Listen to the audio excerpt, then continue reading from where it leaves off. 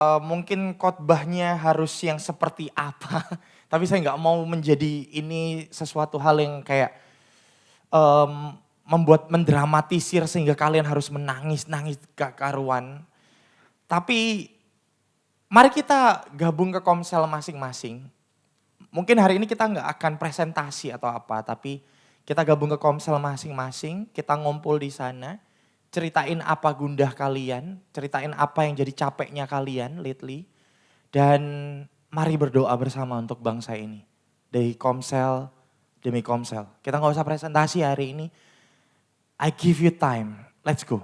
Kita bagi komsel per komsel dan kita benar-benar berdoa untuk bangsa ini, kita berdoa untuk negara ini. Let's go, let's move, come on. You guys know where to go. Kalian tahu tempat mana ya? Sabar, oke. Sana. Oke, it's okay. Oke, silakan tempat duduk masing-masing. Mungkin kalian kalau mau sharing dulu kenapa kalian ngerasa capek lately, apa yang bikin kalian capek lately, apa yang bikin kalian gundah hari-hari ini, and then mari berdoa bersama untuk bangsa kita, untuk negara kita. Biar kami berdoa dengan hati kami Tuhan, dengan pikiran kami, dengan semua kekhawatiran kami, dengan semua hal yang kami gak mampu untuk ungkapkan mungkin. Tapi kami percaya Tuhan melindungi kami. Terima kasih, ini doa kami hanya dalam nama Tuhan Yesus. Haleluya, amin. Oke, bisa kembali ke tempat duduk masing-masing. Ada yang doanya tak interupsi deh ya. Maaf ya Fel. Kayak Feli dari hari Sabtu tak interupsi terus ya.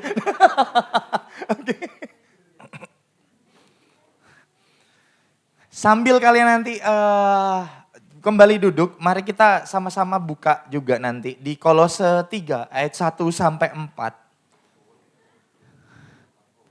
Saya juga cukup terkejut karena menurut saya ketika saya mencoba untuk ngatur ulang, ternyata ini ada hubungannya juga ya dengan semua hal yang terjadi. So, let's go, let's do it. Kolose 3 ayat 1 sampai 4. Boleh sampah-sampahnya?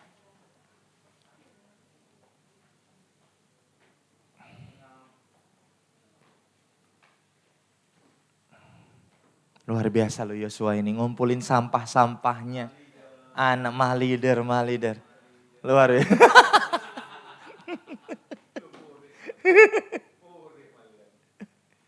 Ini pala ditinggal yang paling gede. Malide. It's okay, gak apa-apa. So kita buka sama-sama ya di HP ya. Kolose 3 ayat 1 sampai 4 guys. Anyway, Volkatif 1 jam yang lalu. Presiden Prabowo ngomong DPR RI akan cabut besaran tunjangan dari anggota DPR guys. Ya, masih 5% lah. Masih 5% lah. Belum tentu kejadian juga kan ya. Akankah terjadi beneran? Ya, kita buka dulu Kolose 3 ayat 1 sampai 4 guys. Karena ini cuma 4. Maka dari itu kita akan baca bergantian aja. Saya yang ganjil, kalian yang genap. Oke? Ayat 1 sampai 4.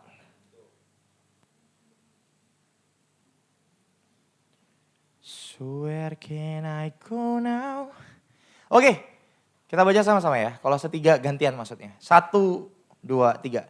Karena itu, kalau kamu dibangkitkan bersama dengan Kristus, carilah perkara yang di atas, di mana Kristus ada, duduk di sebelah kanan Allah. Pikirkanlah perkara yang di atas, bukan yang di bumi. Sebab kamu telah mati dan hidupmu tersembunyi bersama dengan Kristus di dalam Allah. Hidup kita menyatakan diri kelak, kamu pun akan menyatakan diri bersama dengan Dia. Kemuliaan. Kalau kita baca sebenarnya di ayat ini, 4 ayat ini, itu ada 3 hal sebenarnya. Ada 3 hal, yaitu ada that we are dead. Kemudian kita ini dikuburkan bersama dengan Kristus. Dan kita and planted into likeness to his death. Next, yes, boleh. Itu ada 3 di sana. yang akan saya tampilkan. Ada that we are dead, kemudian yang kedua adalah our true life lies in the other world. Other world-nya bukan the world of Roblox, bukan. Bukan di dunia Roblox, di dunia bukan. Tetapi memang ada di sorga gitu. Itu ditatap, gak kelihatan ternyata ya guys, sorry banget. Oke, kemudian yang ketiga adalah because the second coming of Christ, we hope the perfection of our happiness. Yang artinya, karena kedatangan Kristus yang kedua, kita berharap ada satu penggenapan dari kebahagiaan kita. Nah, poin yang pengen saya bahas hari ini itu adalah poin yang pertama. Poin that we are dead, yaitu kita telah mati. Kita ini adalah pribadi yang udah mati. Kita adalah pribadi yang dikuburkan dan bersama dengan Kristus kita itu benar-benar kayak mati dalam kematian Kristus. Nah, masalahnya, kebanyakan dari kita matinya bukan karena kita mati bersama dengan Kristus. Namun matinya kita bukan karena kita seperti Kristus. Tapi kebanyakan matinya kita karena kita kecapean dengan apa yang terjadi di dunia ini. Matinya kita itu secara rohani kita karena kita udah terlalu sering melihat hal-hal yang gak sesuai gitu. Ya lately banyak hal yang bisa jadi contoh ya. Tiba-tiba pajak, tiba-tiba nyetel lagu Spotify juga gak bisa diputar di Harman. Kita gak bisa kita. Kalau semisal kita putar sekarang, kita kena semua ini sekarang. Kalau semisal ini karena diputar di tempat umum itu gak akan pernah bisa sekarang. Dan lain sebagainya terjadi. Dan you know what teman-teman, kita lihat berita hari-hari ini juga, bangsa kita sedang diguncang dengan sedemikian hebatnya gitu. Kerusuhan yang ada, kemudian gedung yang kita sayangi orang-orang Indonesia dibakar. Ya enggak keseluruhan sih, memang itu yang paling kena dengan jalan memang ya, yang terbakar adalah Gerahadi. But that's Gerahadi bro, 98 aja gak sampai kebakar tuh Gerahadi. Waktu 98, seingat saya, karena kakak saya SMA 6. Kakak saya sekolah di SMA 6, jadi saya tahu banget tuh momen dimana kakak saya dipulangkan dulu karena memang ada isu pemerkosaan untuk etnis Tionghoa. Saya bukan Tionghoa tapi kakak saya putih, saya hitam, kakak saya putih anyway. Dan banyak hal gitu, banyak hal yang terjadi hari-hari ini yang bikin kita pada akhirnya mati. Pengharapan kita mati, rasa kita mati terhadap negara ini dan lain banyak hal sekali yang terjadi. Waktu saya tadi khotbah di Rocket saya cukup struggle untuk menceritakan ini karena mungkin mereka tidak secara langsung mengalaminya, tahu gak sih? Secara langsung mereka merasakannya, secara langsung mereka merasakan pajak. Yang mikirin pajak siapa? Bapaknya. Tapi kalau kita ngerasain langsung. Kita ngerasain langsung dan semuanya kita benar-benar kayak ngerasa, ya kita secara langsung mau gak mau we are dying. Kita kayak mati di tengah semua tuntutan dunia. Ya kan? Mati karena kepahitan dan mirisnya kita mulai melihat bahwa sepertinya kayaknya wajah Tuhan tidak menghadap pada Indonesia lately. Wajah Tuhan tidak melihat kepada kita lately. Banyak gedung dibakar kemarin, nyawa melayang. Kemarin Andre juga waktu malam-malam banget info A1. Untungnya bukan A2 ya, kalau itu dari saya kan kalau A2 ya. Bukan, info A1 semuanya harus pulang dan itu semuanya banyak. Dari si Ferry Irwandi juga ngomongin kudu pulang, semuanya kudu cepetan pulang karena udah mulai ini dan itu dan lain sebagainya. Semuanya itu lahir seolah-olah kayak lahir dari ketidakpuasan, lahir dari rasa capek, lahir dari ketidakadilan terjadi. And guess what? Itu adalah wajah dari the broken world. Itu wajah dari betapa rusaknya dunia lately. Gambaran MPR, gambaran DPR sekarang yang kita benar-benar lihat itu tercermin nyata ketika para orang-orang ini juga ikutan menjarah. Kita seolah-olah melihat Ada sebuah kesamaan, hanya beda posisi aja. Kita jadi kecewa sama banyak hal, kita jadi kecewa sama yang atas, kita kecewa sama yang sesama berjuang, kita sama-sama kecewa, kita sama-sama bayar pajak, tapi kita juga dihajar sama mereka dan lain sebagainya. Bahkan Andre kemarin, salah satu kontennya Andre kan, dia bilang korupsi itu dimulai dari rakyat, bener ya? Dimulai dari waktu dia jadi rakyat kecil itu kita juga kadang korupsi banyak hal gitu. You know what, kadang kita juga menjadi pribadi-pribadi yang menghalalkan segala cara supaya kita mencukupi standar yang dunia kasih sama kita. Ya, kita kadang capek ngejar standar dunia dan lain sebagainya. Kerja harus sukses di usia 25 tahun. Karena kata Timothy Ronald, kalau lu gak sukses usia-usia tertentu, lu goblok. Lu kuliah aja goblok. Saya tadi ngomong sama anak-anak roket, kalau semisal kalian mau kuliah, kuliah. Jangan ngikutin Timothy Ronald. Kalau kalian punya privilege untuk sekolah, sekolah.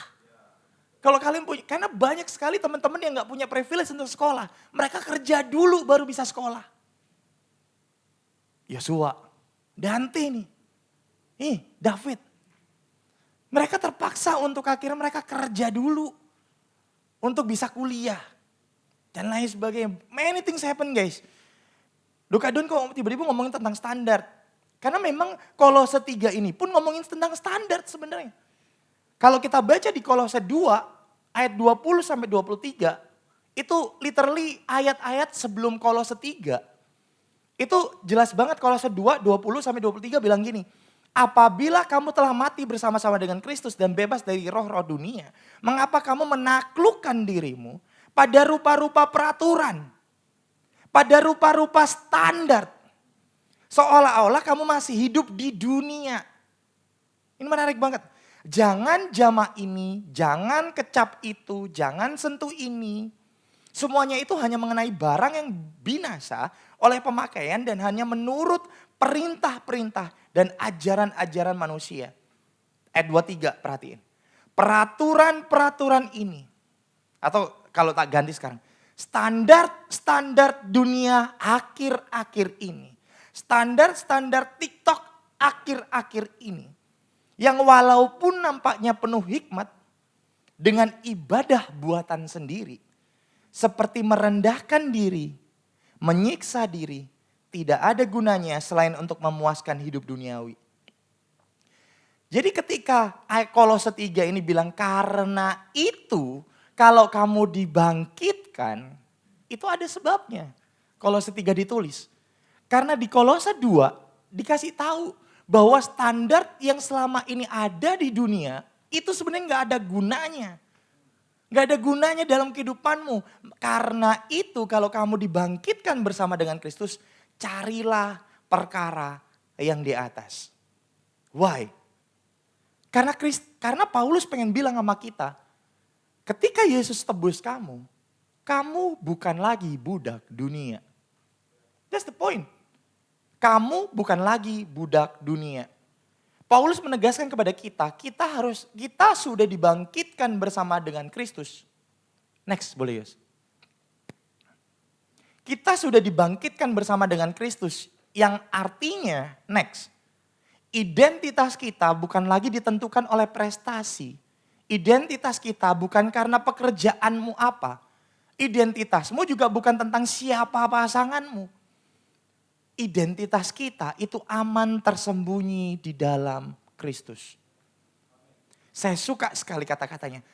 Tersembunyi bersama dengan Kristus di dalam Allah. Kata ini mengandung makna yang menurut saya ini penting banget untuk kita ketahui apalagi di era seperti ini. Why? Karena di era hustle culture seperti ini, kita dituntut banyak hal secepat mungkin, sebanyak mungkin, dan sepinter mungkin. Kita seolah-olah semuanya itu standar itu ditaruh di kita semua, jebret. Sampai kita itu gak tahu mulai dari mana, atau mungkin kita bahkan mengakhiri tanpa memulai. Atau bahkan kita selama ini kita berusaha untuk mencukupi standarnya. Tapi ketika kita mencapai standar tertentu, kita udah melihat standar yang lain. Sampai kita nggak tahu standar ini mau di mana. Kita kerja di usia kapanpun, kita mau hancur sehancur apapun, tiba-tiba kita melihat ada yang lebih baik dari kita. Loh, kok dia bisa kayak gitu ya? Aku yuk pengen kayak gitu. Berusaha lagi, kerja lagi. I want to tell you guys, kalau tujuanmu hanya kerja untuk kerja, maka kamu akan mati di tengah-tengah kamu bekerja. Tak ulangi, kalau kamu kerja hanya untuk kerja, maka kamu bisa mati di tengah kamu bekerja. Tapi ini kabar baiknya, kalau tujuan hidupmu adalah bersama Kristus, kamu akan menemukan arti dari setiap kerja kerasmu. Mungkin pencapaianmu gak terlalu tinggi seperti yang lain, tapi kamu menemukan proses hidup bersama Kristus. And that's all that you need. Ketika kamu menemukan bahwa ketika kamu berjalan, kamu kerja keras, kamu mensyukurinya, kamu tahu Kristus bersama dengan kamu. Orang lain mau mencapai apa, orang lain mau ngomong apa, kamu tahu kamu puas. Kenapa? Karena Kristus cukup buat kita. Lately, apa yang terjadi di dunia kita, apa yang terjadi di Indonesia, saya tuh kadang rada miris ya ketika kita melihat, apalagi Instagram ya lately ya. Instagram tadi malam itu rada struggle banget, bukan tadi malam, kemarin malam itu rada struggle banget saya. Ketika saya nonton ini, sedih banget Rek. Sedih banget, tiba-tiba Garnacho ke Chelsea, bagus lagi. Tiba-tiba Garnacho ke Chelsea ini, bagus ini, maaf ya. Garnacho ke Chelsea, bagus. Tiba-tiba Chelsea menang 2-0. Aduh, nge-like seneng terus habis itu sedih lagi, emosi lagi. Terus Chelsea, ngegolin lagi, bagus ini. Itu kayak struggle gitu jujur. Tapi jujur guys, kemarin itu bener-bener kayak semua hal pengen kita repost gak sih? Dan di malam itu semua hal kita pengen repost. Sampai sampai tadi pagi Arim yang bilang, Arim udah capek sih ngeliat sosial media. Semuanya pengen Arim repost. Udah capek nge-repostin semua postingan orang. Karena memang semuanya penting guys. Semuanya penting untuk di-repost, semuanya penting untuk diposting ulang dan lain sebagainya. But, kita harus ngerti kenapa kita harus posting itu. Itu bukan tentang kepentingan kita. Itu bukan tentang hanya sekedar kita harus menyelamatkan yang lain, enggak. Tapi ini tentang kasih yang ada di kita. Betapa kita mengasihi bangsa ini, makanya kita bersuara. Kamu bersuara bukan karena kamu emosi. Kamu bersuara karena apa? Karena kamu mengasihi bangsa ini. Satu postingan yang mengubah saya, pemikiran saya, dan akhirnya saya menyeletuk untuk akhirnya ngomong ke Kuhis, izin posting untuk KGC Surabaya. Berdoa dan bersaksi. Itu lahir dari postingannya Brian Harsanto. Brian Harsanto posting sesuatu ketika saya lagi marah banget, ketika saya benar-benar kayak lagi emosi banget, saya repost, saya posting dan lain sebagainya. Dia posting satu hal yang membuat saya kembali calm down lagi dan kemudian memikirkan ulang. Dia posting cuman simple, WWJD. What will Jesus do ketika dia di posisi seperti ini? Saya berpikir ulang, awalnya dalam emosi saya ngomong, Yesus aja marah kok melihat ketidakadilan. Tapi saya renungkan kembali, kenapa Yesus marah? Dia marah bukan karena emosinya meledak. Dia marah karena kasihnya begitu besar. Sampai dia marah ketika bait suci dibuat jualan. Cintanya akan Tuhan bikin dia memporak-porandakan semuanya. Nah pertanyaannya sekarang, apa yang kita sekarang posting, apa yang sekarang kita perjuangkan lately, apakah itu berdasarkan emosi kita atau itu berdasarkan kasih kita untuk negara ini? Kalau kita melihat itu dengan kasih, kita pasti bisa melihat, kita bisa mengasihi banyak orang, kita bisa peduli sama banyak orang. Sebab kita tahu kalau Yesus berada di posisi kaki kita sekarang, dia pasti mengasihi banyak orang. Dan kasih yang dia bawa itu perubahan. Dia pasti berani untuk melawan ketidakadilan. Tapi dia datang dengan atas dasar kasih. Dia bukan tentang kepentingannya sendiri, dia bukan tentang bagaimana dia jadi raja. Yesus punya kesempatan untuk jadi raja ketika di ribuan tahun yang lalu dia datang ke dunia. Tapi dia tidak mencalonkan diri jadi raja. Caleg pun enggak. Dia bisa banget untuk dapetin suara. No. Dia datang dengan kasih, dia tahu tujuannya. Dia set his affection. Dia set apa yang ada di pikirannya, apa yang ada di hatinya. Guys, kalau tujuan hidupmu hanya sekedar untuk memuaskan standar dunia, lu gak akan pernah cukup.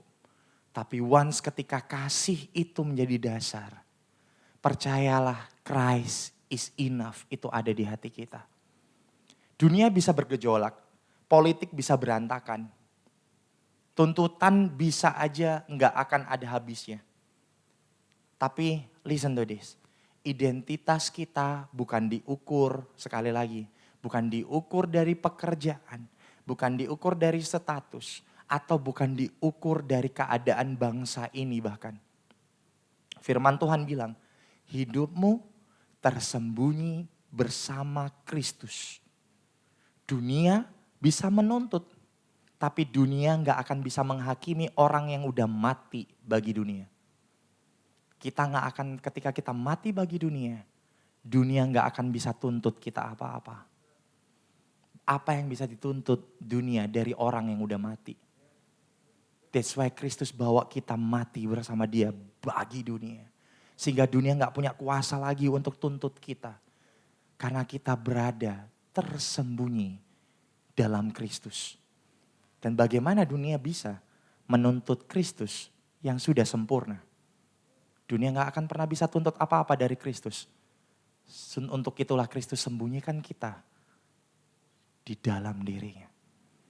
That's why poin saya berikutnya adalah set your affection.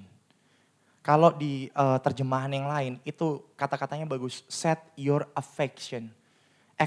Affection itu means-nya artinya adalah to love them and let our desire be toward them. Mencintai itu. Punya hasrat untuk melakukan itu. Set your affection. Bukan hanya mengarahkan pikiran kita kepada yang di atas. Tetapi mencintai itu dan berhasrat untuk sesuatu hal yang ada di atas. Nah, kebanyakan anak muda sekarang, jujur aja kita menomorsatukan yang namanya passion. We really love about passion. Ditawarin kerjaan, oh sorry kak, itu bukan passionku. Padahal udah berbulan-bulan gak kerja. Saya tidak ini segala macam. Tapi come on. Banyak orang menomorsatukan passion dan lain sebagainya. Tapi yang lebih miris satu lagi. Banyak orang menomorsatukan pekerjaan mereka. Bahkan banyak orang menomorsatukan hubungan mereka di atas Tuhan. Banyak orang menomorsatukan passionnya di atas Tuhan. Oh sorry kak, passionku di marketplace. Tempatku bukan melayani di gereja. Aku gak ada waktu di gereja. Aku di marketplace aja. No, gak ada itu kayak gitu. Kemudian ada juga yang menomorsatukan pekerjaan. Itu di atas Tuhan.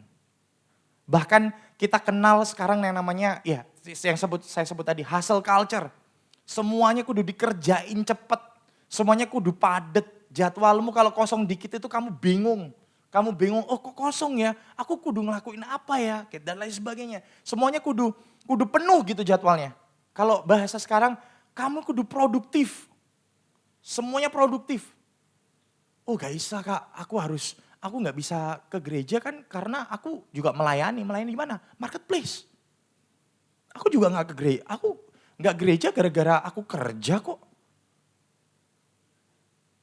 Akibatnya, ya itu tadi, ketika kita menomorsatukan pekerjaan kita, menomorsatukan hustle culture kita, akibatnya kita sering kompromi. Kita lebih rela lembur daripada pelayanan. Kita lebih rela berjam-jam telepon pacaran daripada kita saat teduh.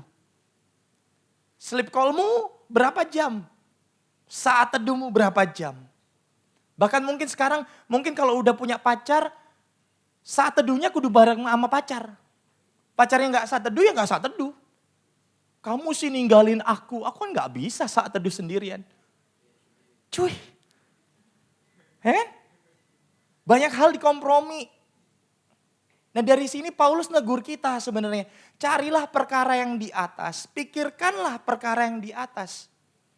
Matt Chandler pernah bilang kayak gini, kita itu bukan diciptakan untuk mengejar hal-hal fana. Melainkan untuk mengenal dan memuliakan Dia yang kekal. Guys, hustle culture itu bikin capek. Ya, jadi jelas capek orang kamu dituntut habis-habisan. Kamu nurutin standar dunia yang, orang seusia segini loh Kak Don, seusiaku loh. Orang-orangnya tuh udah mencapai ini semua Kak Don. Pacarnya lu udah liburan ke Bali bareng. Temenku Kak Don luar biasa udah nikah. Udah hamil duluan dia Kak Don. Ya mungkin ada yang iri dengan itu mungkin ada yang iri dengan itu. Dunia itu seakan-akan menuntut kita untuk terus perform. Ketika kita gagal, no wonder banyak yang merasa gak ada gunanya lagi hidup. Ketika kita gagal, kita ngelihat orang lain sukses, kita ngerasa kita gak punya lagi guna di hidup ini. Tapi firman Tuhan berkata lain sama kita hari ini. Hidup kita tersembunyi di dalam Kristus. Itu artinya ketika hidup kita tersembunyi dalam Kristus, maka hidup kita gak sia-sia lagi loh. Kamu gagal boleh, tapi kamu ada di dalam Kristus. Berarti kegagalanmu bukan alasan untuk mengakhiri hidupmu, bukan. Ketika kamu gagal, bukan berarti kamu punya excuse untuk akhirnya hidupmu sia-sia, enggak. Kalau kamu bersama dengan Kristus, kamu berada tersembunyi bersama dengan Kristus, hidupmu enggak sia-sia. Ada sebuah tujuan mulia yang enggak pernah bisa dicuri sama kegagalan. Ada hal yang mulia yang gak bisa digoyahkan lagi sama penilaian orang. Kalau kita tersembunyi dalam Kristus. Ketika orang tanya, mau lari kemana lagi Kak? Kalau kita kayak gini, luar negeri kah? Kemanakah dan lain sebagainya? Jawabannya simpel, sembunyilah di dalam Kristus. Kembali lagi kepada Kristus. Kamu mau kemana aja, I wanna tell you. Banyak juga orang-orang yang di overseas sana, mereka speak up kok. Tentang betapa hancurnya Indonesia lately. Mereka speak up. Kenapa? Mereka pun masih punya hati ketika mereka di luar sana. Hati mereka gak bisa bohong, mereka masih peduli sama bangsanya. Maka dari itu kalau kamu memang udah terpanggil untuk kayak gini, gak bisa. Andre nih, taruh dia di Zimbabwe kayak. Dia kalau hatinya untuk Indonesia, dia pasti dari Zimbabwe, dia tetap akan live untuk ngomongin apa? Kesejahteraan bangsa ini. Karena hatinya tetap kayak gitu. Iya kan? Mau lari kemanapun, nggak akan bisa. Jawabannya satu, sembunyilah dalam Kristus. Karena dialah pengharapan kita. Kita mau berharap sama siapa presiden? Dia bisa kecewain kita. Wakilnya apa lagi?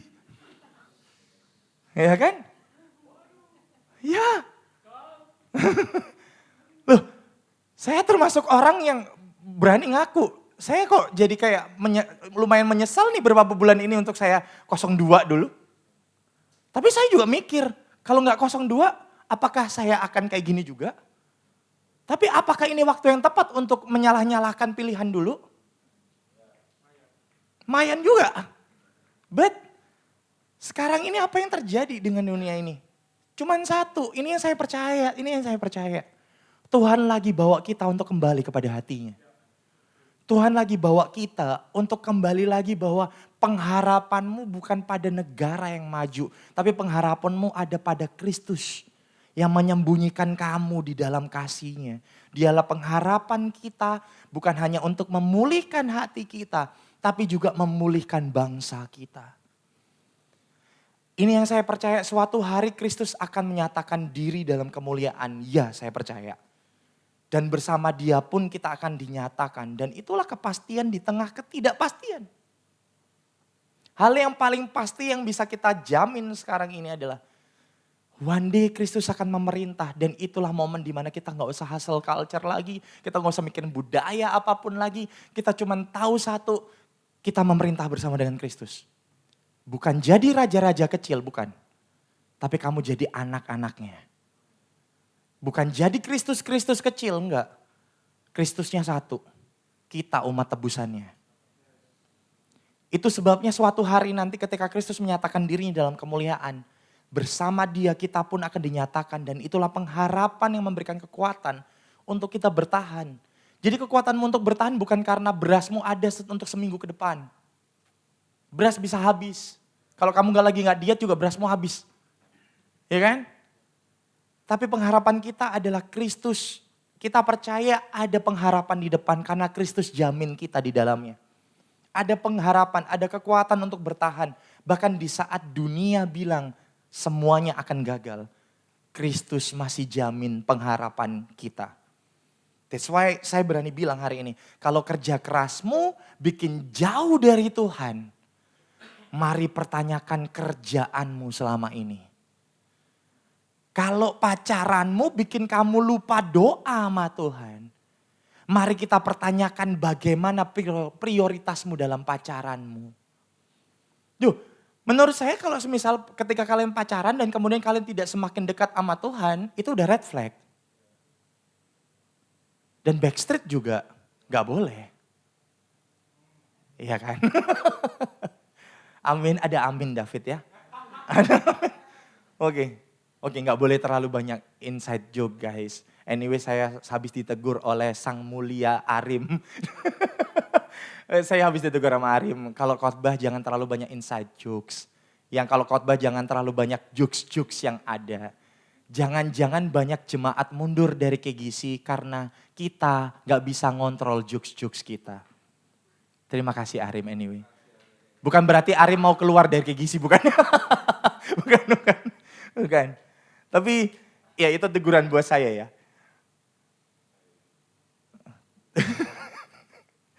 Kalau hidupmu hanya sekedar ngejar target.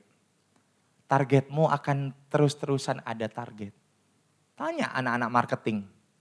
Setelah target di bulan ini, target apa lagi bulan depan? Nggak akan selesai. Tapi di dalam Kristus, ketika kamu tahu hidupmu berpusat pada Kristus, bahkan kerja kerasmu, relasi yang kamu bangun, perjuanganmu, semua akan menemukan makna sejatinya.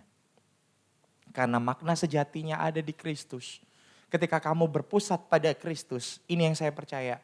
Ketika kamu melakukan kerja kerasmu, kamu melakukannya untuk Tuhan.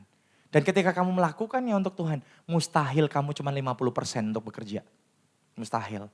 Kalau kamu tahu kamu bekerja buat Tuhan, kamu pasti melakukan yang terbaik buat pekerjaanmu.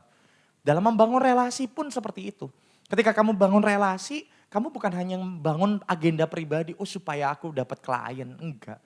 Tapi kamu tahu kamu membantu dengan baik, kamu membantu dengan maksimal. Karena kamu tahu Kristus, value-nya Kristus ada di hati kita. Sehingga ketika kita mengasihi orang lain, bangun relasi sama orang lain. Karena kita murni pengen orang lain itu merasakan Kristus dari pekerjaan kita.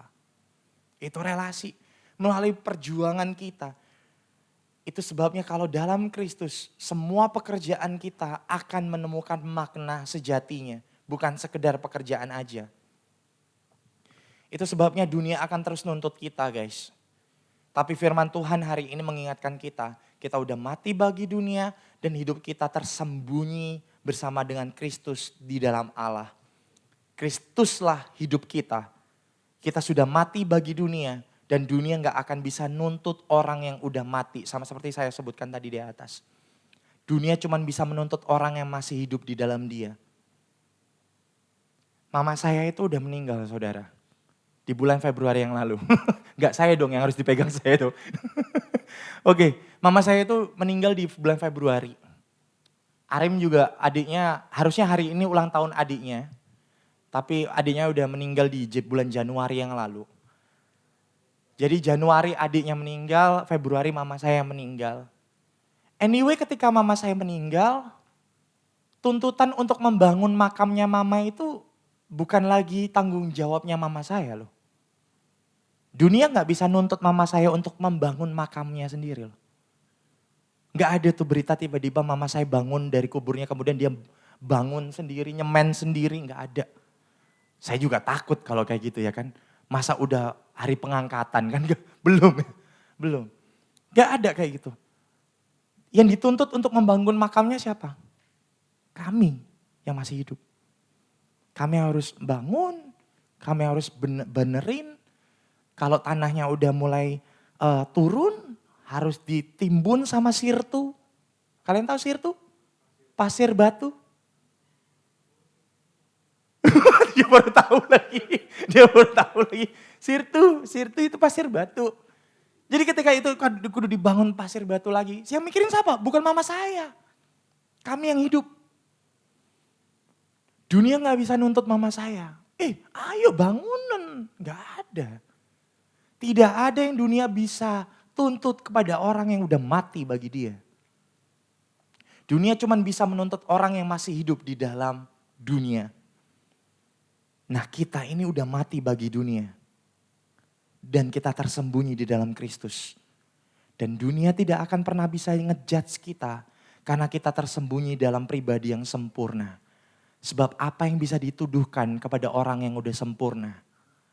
Tidak ada. And listen. Kalau ngomongin sembunyi, dan sembunyi. Sebenarnya kita itu saya pribadi. Ketika kami diskusi, Kohis menyeletuk satu hal. Ada satu kesamaan ketika tersembunyinya ini dan tersembunyinya ketika Adam dan Hawa jatuh dalam dosa. Adam dan Hawa ketika dia jatuh dalam dosa, dia pun sembunyi. Tapi sembunyinya dia bukan sembunyi dalam Tuhan, bukan. Dia memilih untuk sembunyi ke tempat lain. Dia menutupi ketelanjangannya dia. Mereka juga mati ketika makan buah itu. Mereka bersembunyi karena ketelanjangan mereka. Namun ini menarik, kita mati bagi dunia dan Kristus menyembunyikan kita. Karena dia yang tebus ketelanjangan kita. Dia ambil ketelanjangan kita, that's why ketika dia disalibkan dia ditelanjangi. Lu pikir Kristus gak malu? Saya percaya dia malu waktu disiksa. Dia malu habis-habisan, dia ambil ketelanjangannya. Dia tebus kesalahan kita. Menaungi dia dengan darahnya. Adam dan Hawa bersembunyi karena rasa malu. Tapi kita boleh bersembunyi di dalam Kristus yang menutupi kita dengan kasih dan darahnya. Kita gak perlu malu karena malu kita udah ditebus sama Kristus. Listen to this. Dunia bisa terbakar. Tapi pengharapan kita aman di dalam Dia. Pertanyaannya simpel. Maukah kita bertobat dari jalan yang bengkok selama ini? Ataukah Tuhan kudu menggulingkan semuanya dulu baru kita mau jalan lurus di hadapannya? Jangan sampai Tuhan goncangkan semuanya hanya demi kamu jalan lurus di hadapannya. Maukah kita bertobat dari jalan yang bengkok? Dari mengejar dunia dan hidup untuk diri sendiri. Dan hidup kembali bagi Kristus. Saya boleh undang pemain musik. Saya tutup dengan kesaksian ini. Hari-hari ini guys. Saya tuh lagi struggle banget untuk banyak hal ya. Saya lagi struggle banget untuk banyak hal. Biarkan mereka petak-petok dulu. Scrolling TikTok lately ini kan saya lagi ya struggle-nya banyak sih. Struggle cicilan, struggle apa segala macam. Everyone loves cicilan, right? But we hate to pay it. Kita suka banget apapun dicicil gitu. Termasuk saya juga ambil rumah kan ya. Nah lately yang bikin pikiran saya bergelora itu adalah kayak gimana cara ngisinya. Kalau nyicilnya kan memang tiap bulan ya auto debit ya. Saya sih udah gak tahu, tiba-tiba udah kosong aja saldoan. Tiba-tiba udah gak ada nih gitu. Tapi bingungnya itu ngisinya. Saya scrolling TikTok, kadang sama Arim tuh kirim-kiriman ini tahu di Instagram kirim-kiriman itulah apa? Rumah, bagian belakang rumah dibangun paling bagus siapa? Mezanin itu gimana bangunnya kayak gitu-gitu kan. Udah mulai kirim-kiriman gitu. Tapi semakin banyak kirim-kiriman semakin banyak standar. Semakin banyak kayak semakin scrolling, semakin juga kayak oh gila ini lebih bagus sih. Kemudian ini udah ada yang di save tuh. Wah ini save, yakin aku mau ini. Scrolling lagi, wah ini lebih bagus sih. Save lagi. Sampai satu waktu aku ngecek di save-saveanku. Banyak banget. Emang rumah siapa aja yang mau dibangun? Banyak banget. Karena banyak banget kayak dung gitu loh banyak. Aduh kok banyak ya? Ini bagus. Ini juga bagus. Kayaknya dibuat outdoor bagus nih. Bagusan tertutup deh. Gimana kalau bisa di outdoor bisa tertutup juga? Gimana kalau kamarnya aja yang outdoor? Banyak gitu, kayak bingung gitu. Makin scrolling, semakin saya gak menemukan jawaban. Sama, waktu diet juga gitu. Saya lagi diet, saudara saya turun 4 kilo anyway. Tidak terlihat saya tahu di pikiran Anda. Mungkin pikiran Anda sama aja. Tapi terlihat di timbangan saya sih. Mungkin yang berkurang hanya ya air. Yang berkurang mungkin air gitu ya. Tapi saya lately memang diet. Saya melakukan diet karena saya semangatnya diet. Saya paksa Arim untuk ikutan diet. Arim sekecil ini. Saya paksa dia diet gula saudara. Karena saya pun pengen diet gula gitu. Saya paksa dia diet gula dan lain sebagainya. Semakin saya scroll TikTok, enak nih makanan. Oke, tak kirim Arim. Nih gunanya ini. Kemudian nih gunanya ini. Kemudian mulai dari ini gunanya ini. Terus ini bahayanya ini. Nih bahayanya ini. Sampai Arim nyeletuk. Terus Arim makan apa? Kalau semua gak boleh. Gula gak boleh, terlalu asin gak boleh, minyak gak boleh dan lain sebagainya. Saya juga mikir saudara, semakin saya scrolling, semakin saya menemukan isi explorer Instagram saya tuh mulai isinya gym semua. Mulai dari yang Aderai lah, inilah segala macam itu kayak, bagus ya, ini bagus ya. Sampai satu titik saya ngerasa, kayak gak bisa deh gue kayak gini. Gak bisa terus-terusan scrolling. Kamu gak akan nemuin jawaban sampai satu titik kamu berhenti scrolling dan mulai melangkah. Kamu berhenti scrolling dan mulai untuk menjalani standar hidup yang Tuhan kasih sama kamu. Dan sampai kapanpun kalau kamu scrolling, kamu akan menemukan sesuatu hal yang jauh lebih bagus, jauh lebih indah, jauh lebih spektakuler. Dan yang sampai kapanpun mungkin ketika kita berpikir, aku gak akan bisa capai itu semua. And you know what? Banyak orang depresi karena ini. Banyak orang berpikiran sempit hingga akhirnya mereka mengakhiri hidup mereka. Sampai titik ketika saya scrolling, saya memulai dengan diri saya sendiri. Dengan satu dasar. Saya mau hidup lebih lama. That's it. Karena saya tahu ketika saya menemukan itu, saya mau hidup lebih lama sih. Kenapa saya diet? Saya mau hidup lebih lama. Kenapa saya mau olahraga? Karena saya mau hidup lebih lama. Karena saya tahu Tuhan mau percayakan lebih banyak buat saya. Karena saya tahu pekerjaan Tuhan gak cukup 1-2 tahun. Tapi banyak hal yang Tuhan akan percayakan sama saya. Mungkin saya gak memilih. Karena memang bagian memilih itu bukan bagian kita. Hey, I wanna tell you. Mungkin kalian pikir, aku gak mau Tuhan, kenapa Tuhan pilih aku? Karena memang bukan bagian kita untuk memilih. Bagian kita adalah dipilih sama Tuhan. And you know what? Kamu dipilih. Dan kamu ditebus sama darahnya. Dan ketika Tuhan pilih kamu, Dia punya caranya sendiri untuk membuat kita pada akhirnya sesuai dengan jalannya. That's why hari ini mari kita fokuskan kepikiran kita, affection kita kembali kepada hal ini kembali. Kembali kepada pelukan Tuhan lagi. Kembali pada persembunyian kita. Ketika Tuhan tebus kita, kita punya persembunyian sempurna. Saat kamu ngerasa hidupku gak ada gunanya, balik lagi ke persembunyianmu. Ketika kamu ngerasa aku gak kuat Tuhan, balik lagi ke persembunyianmu. Jangan-jangan selama ini kamu gak kuat karena kamu udah terlalu jauh dari tempat persembunyianmu. Balik lagi. Balik lagi.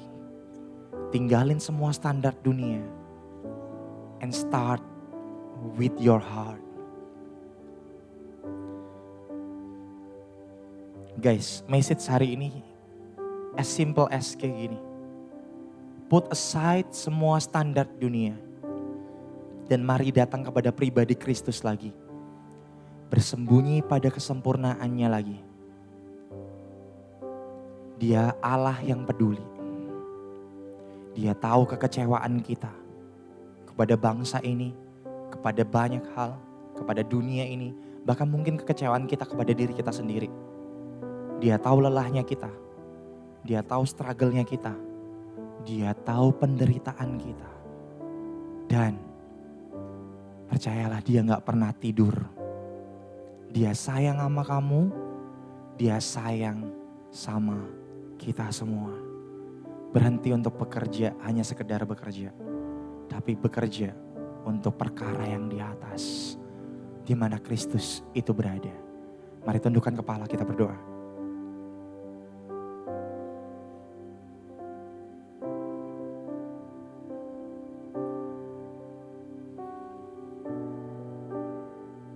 Tolonglah daku,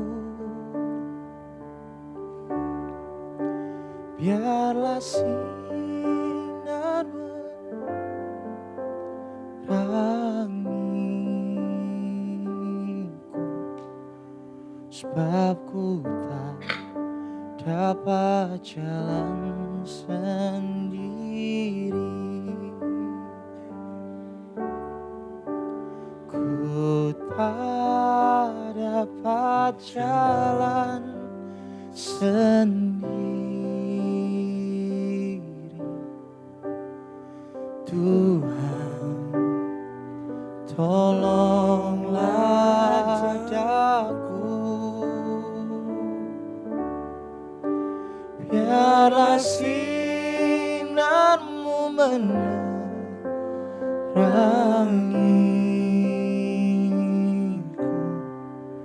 Sebab ku tak dapat jalan sendiri.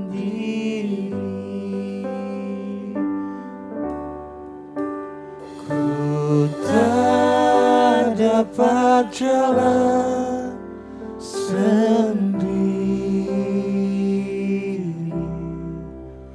Tuhan, tolonglah daku,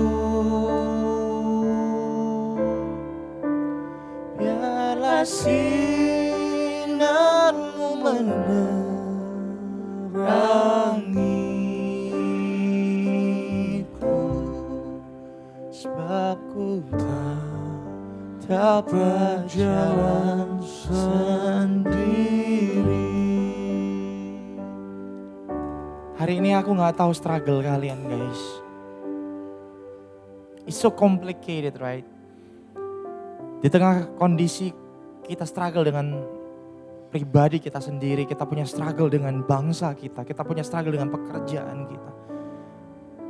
Aku gak tahu, tapi hari ini mari berdoa bersama, mari satukan hati bersama-sama. Mari taruh tangan kanan kita di dada kita masing-masing. Kita satukan hati kita bersama-sama. Mari katakan sama-sama bahwa Tuhan, aku gak bisa jalan sendirian. Tuhan, hari ini kami mau nyatakan, kami gak bisa jalan sendirian, kami butuh persembunyian di dalam Engkau. Tuhan, hari ini kami mau nyatakan kami lelah dengan dunia ini. Kami butuh kembali lagi sama Tuhan. Dalam nama Yesus. Di tengah hiruk pikuk yang ada Tuhan, dengan semua isu-isu yang beredar, dengan semua kekhawatiran kami akan masa depan kami. Tuhan, buat kami kembali percaya, kami menemukan pengharapan kami di dalam Kristus. Buat hati kami kembali percaya bahwa Kristus ada buat kami Tuhan. Sebab siapa yang bisa tolong kami selain daripada Allah yang Maha Tinggi. Kami mohon kemurahan hati Tuhan yang Maha Tinggi. Untuk menolong kami, untuk menolong bangsa kami. Tuhan, dengar teriakan anak-anak-Mu. Dengar teriakan hati anak-anak-Mu Tuhan hari ini. Kami dengan ketidaktahuan kami dengan kepolosan kami dengan kebodohan kami. Kami memohon kepada Yang Maha Tinggi. Biar anugerah-Mu turun untuk bangsa kami Tuhan. Untuk kami Tuhan, dalam nama Yesus. Kami gak bisa jalan sendiri. Tolong kami mau balik. Kalau kami udah lama banget dan kami hampir lupa caranya untuk balik. Hari ini aku berdoa untuk setiap hati yang merindukan untuk kembali pada Tuhan. Tuhan tahu di titik kami telah hilang. Kami tahu Tuhan pasti jemput kami.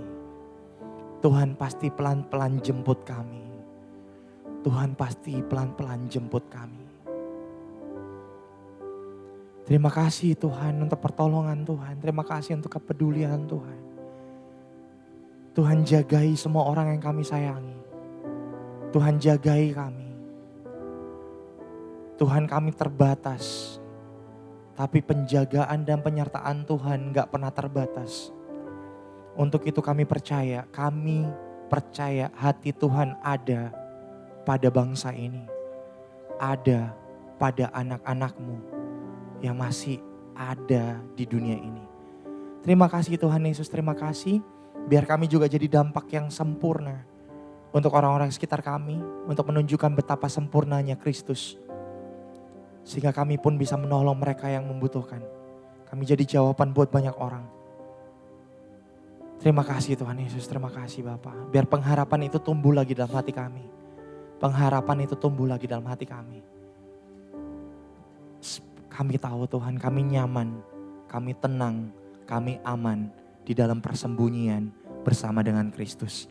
Terima kasih Bapak, ini doa kami alaskan sempurna. Kami percaya hanya dalam nama Tuhan Yesus Kristus. Dalam nama Tuhan Yesus.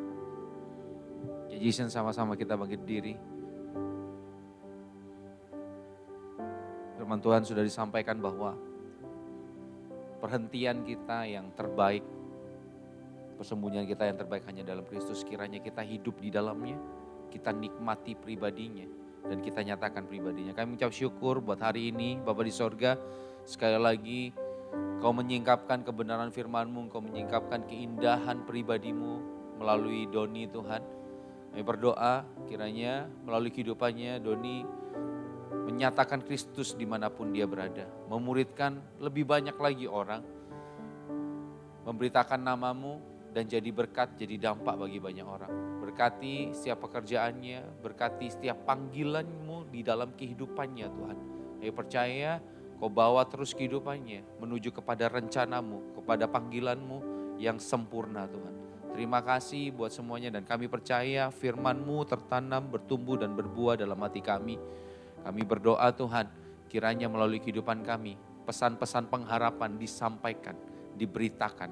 Pesan-pesan tentang persatuan diberitakan Tuhan bagi bangsa ini, bagi kota ini.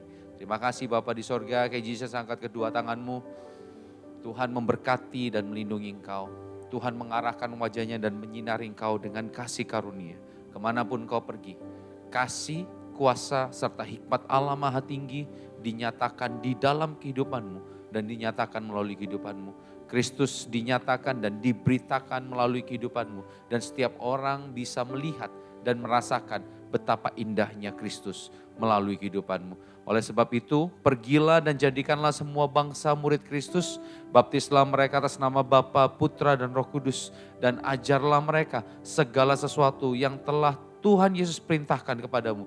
Dan ketahuilah, Dia, Raja yang berdaulat itu, menyertai kita semua sampai kepada kesudahan akhir zaman. Kami terima berkat ini dalam nama Bapa, Putra, dan Roh Kudus, di dalam nama Tuhan Yesus. Sama-sama yang percaya katakan, amin. Amin. Tetap sehat, tetap semangat, tetap jadi berkat. God bless you all.